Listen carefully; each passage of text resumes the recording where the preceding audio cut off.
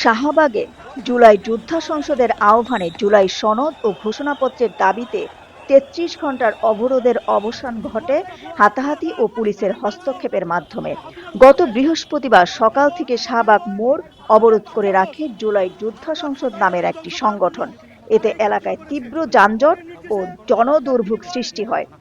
শুক্রবার সন্ধ্যায় জুলাই যোদ্ধা পরিচয় দেওয়া আরেকটি পক্ষ অবরোধের বিরোধিতা করে। তখন দুই পক্ষের মধ্যে বাকবিতণ্ডা ও হাতাহাতি শুরু হয়। পরিস্থিতি উত্তপ্ত হয়ে উঠলে পুলিশ উভয় পক্ষকে ছত্রভঙ্গ করে দেয় এবং অবরোধকারীদের মঞ্চ ভেঙে ফেলা হয়। ঢাকা মহানগর পুলিশের উপকমিশনার মাসুদ আলম জানান, পাল্টাপাল্টি অবস্থান ও সংঘর্ষের আশঙ্কায় পুলিশ এ ব্যবস্থা নেয়।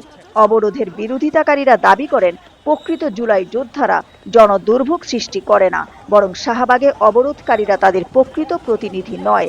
এ সময় মোহাম্মদ খলিলুর রহমানের নেতৃত্বে ১৫-২০ জনের একটি দল শাহবাগে গিয়ে প্রশ্ন তোলে কেন আন্দোলনের বিষয়ে তাদের জানানো হয়নি। এ নিয়ে দুই পক্ষের মধ্যে হাতাহাতি হয়। আন্দোলনকারীরা দাবি করেন, পিজি হাসপাতাল থেকে একদল এসে তাদের উপর হামলা করে এবং মঞ্চ ভাঙচুর করে। এতে এক নারী কর্মীর হাত ভেঙে যায়। শাহবাগ থানার ওসি বলেন, পুলিশ কোনো সরাসরি অ্যাকশন নেয়নি, বরং হাসপাতালে চিকিৎসাধীন আহতরা জনভোগান্তির কথা বলে আন্দোলনকারীদের সরিয়ে দেয়। আন্দোলনের আহ্বায়ক আরমান শাফিন জানিয়েছেন, সরকারের পক্ষ থেকে ইতিবাচক সিদ্ধান্ত না আসা পর্যন্ত আন্দোলন চলবে।